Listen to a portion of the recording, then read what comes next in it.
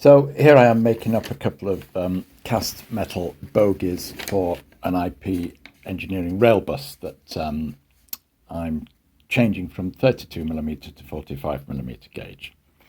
So Ivan at IP Engineering has recommended these because these were originally supplied if you ordered the kits rather than the plywood or MDF ones that I've got, and I'll show you those later. So I'm at the stage of pressing in the bearings. I've already had the bearings pressed in here, and what I'm doing is putting a spot of super glue in. The reason I press the bearings in first is because they what do? They make their own hole, as it were.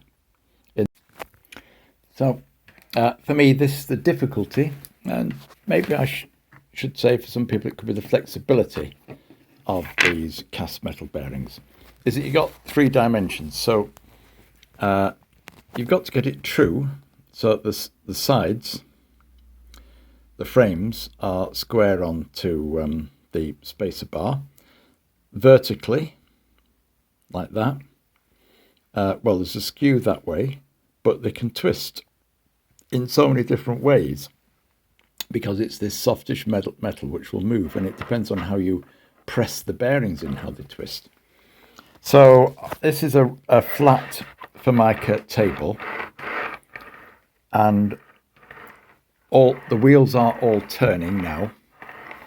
And you know what? Because the wheels are turning, I'm not going to look anymore at doing any squaring up, because it means that it will roll, and I'll be able to pivot in, it will roll fine.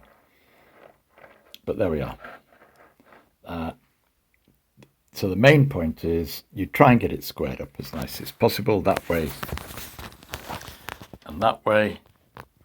And then the main issue is getting it so it rolls nicely. And if it rolls nicely, my view is let's not try and twist anything to get it any squarer.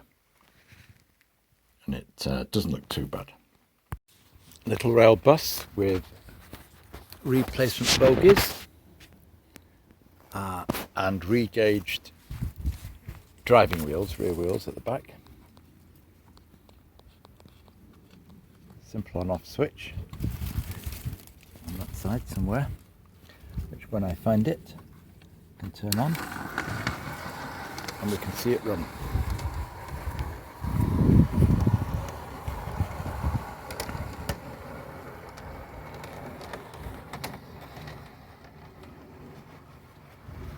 It rattles along nicely.